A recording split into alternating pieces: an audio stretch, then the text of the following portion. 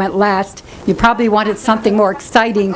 And I'm sort of going to be talking about economics, which is not an exciting topic. But first I wanted to really thank the brothers and sisters and the comrades from New York for inviting the We Deserve Better Workers' Assembly to be here with all of you, first and foremost. And also, and just to start with one thing, I really appreciate Sister and Comrade Joyce's remarks and others, our Palestinian sister, about the prisoners, those who are incarcerated, because it's an important part of the working class that doesn't always get recognized and a lot of times isn't even thought as the working class. And we need much more broader concepts of who's in the working class. And those who are locked in the dungeons of the United States, who are mostly black, brown, and poor, need to be recognized as what they are, workers.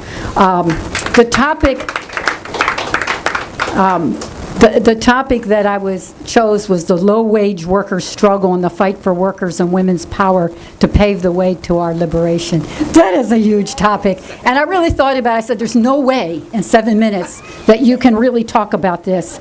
So I thought that, you know, rather than giving people all the more convincing things to explain this, I thought maybe, you know, I would get down to making some very crude but blunt, important appeals to the sisters, brothers, and comrades here today. So it's just a couple appeals so that I could quickly not take up too much time. One, I would like to make a very strong appeal to the women revolutionaries here, who of all ages and experiences.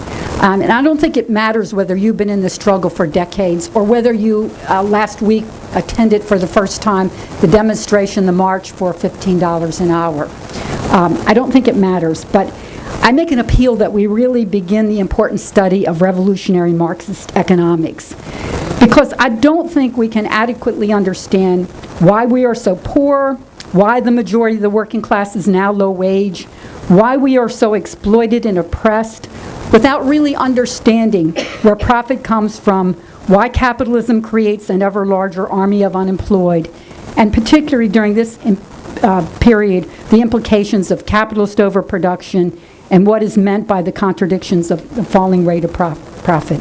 I told you, a lot of that stuff sounds very boring, but it's not. And part of the problem really is that capitalism as a whole, its ideology, has tried to convince that we as women don't have the brain matter to be able to understand these concepts, and that economics is literally the property of rich white men. And you could doubly say the same thing for Black and Latino and Asian and Native and Indigenous people. The same thing, that we're taught that we're dumb and we can't conceive of these things. And the frank truth of the matter is, Marxism was never meant to be an ideology that's kept in some room away from workers, away from women, away from the most oppressed. So I really wanted to make an appeal that we take the time, that those women who have the experience, that we start study groups, that we get in circles, that we read things together, that we teach women and teach each other. It's always been important to develop women, but it's now, I think, imperative. I think it's imperative because we are and will be the leaders of the working class movement. And this is also can be said, as I said before, doubly for those who are most oppressed. I want to say that for everyone, I don't think there's a more important book to start with than reading or rereading, if you haven't read it already, than High Tech and Low Pay. This is the book. There's some other books, but I won't bring them up here. I'm going to cut out a lot of that and cut to the chase. I could go into a long explanation and some really what I think are brilliant quotes from this book. And it was written, I think, in 1987, or when Marcy, who was one of the founding members and chairpersons of Workers' World Party, first wrote it. But two concepts that, if you don't get anything else out of the book, is what he analyzed, is that the social composition of the working class was changing, and that it was more and more women and more oppressed workers.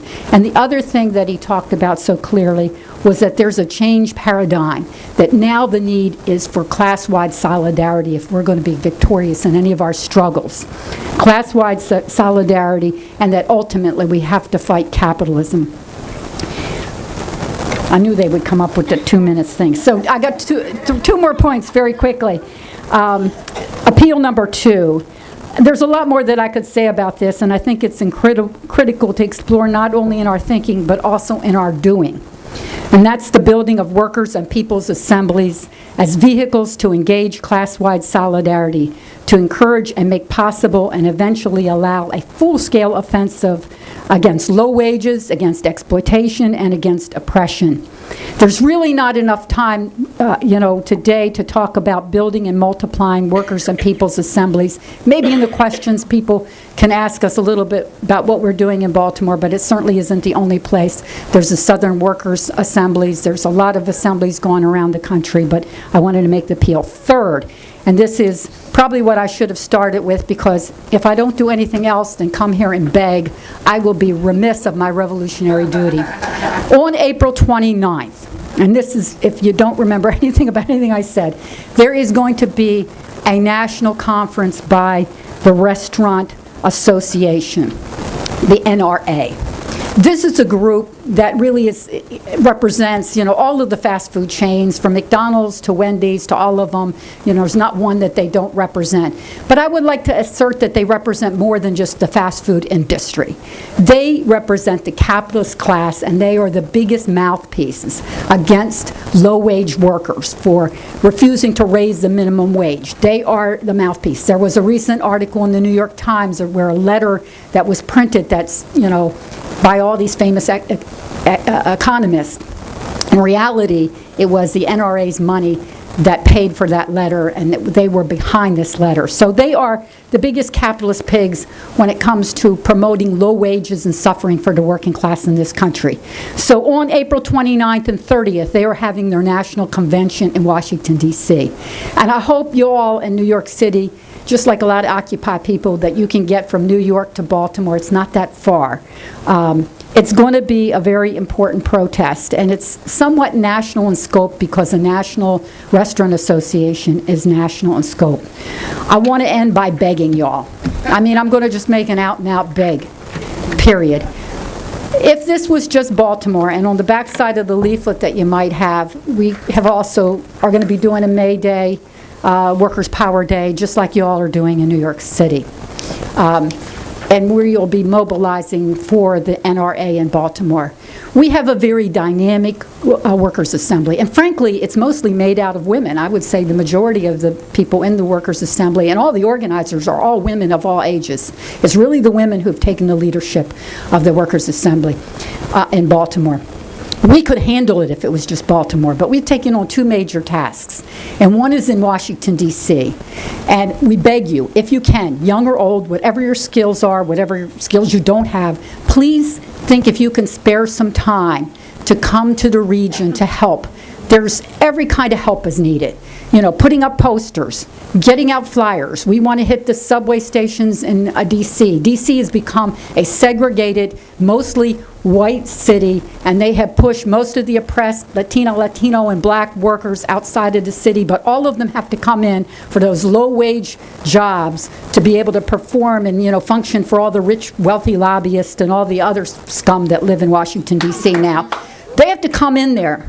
And we need to be able to reach out to them on the subways. And we have to be able to reach out to all the people, union workers, etc., and everyone else to support this demonstration on April 29th. So we need your help on that. We need social media help. If you can't come to Baltimore, there's a lot of things that you can do with social media. And last, you don't have to be able to get out in the streets and put up posters. We need people to help us staffing with the office. We now have high school student interns, and we need to be able to keep the office nonstop, and there's only a few of us with cars. So come to Baltimore and Washington during the month of April to help, but don't look at it as just as helping us, even though I said I'm begging. The truth is, you'll be helping the low-wage workers struggle. Down with capitalism, down with imperialism. Build workers' assemblies. Solidarity, there's so many different struggles that deserve all our support. I just wanted to quickly make a few comments and say, and it gives me a chance to talk about some of the things near and dear to my heart.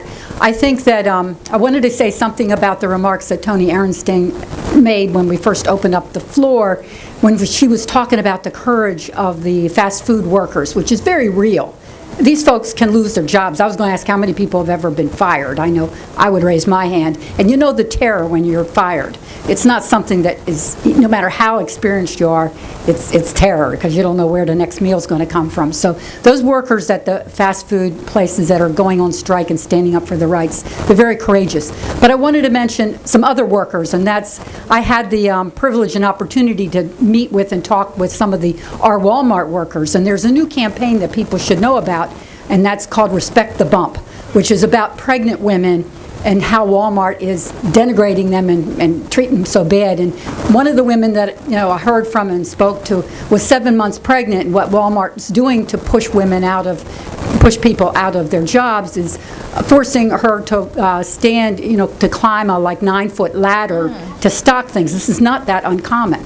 And so, then when she gets a note that she can't do it, then, you're either fired, you're terminated, or what have you. So these women in Walmart have been, and Walmart workers in general, have been very, very courageous. And, while they work in bigger workplaces than the fast food workers, they still have this major problem of fighting this huge, gigantic beast that's international. And they need the solidarity, and they need the solidarity that only the general working class can give, and certainly the workers' assemblies. I want to quickly say something about what Rain said, because I want Rain to know how tiny the world really, truly is.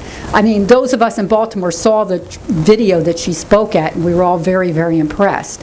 Rain should know that Crystal in particular, who is one of the sisters from the Baltimore Workers Assembly, who first got involved because of the Trayvon Martin demonstration, and the Trayvon Martin demonstration was the demonstration that launched the assembly movement in Baltimore, and she was in that, and so she met Rain, and also Daniela, who first met the Workers' Assembly on September 1st. So it's a small world. So that's all I wanted to say.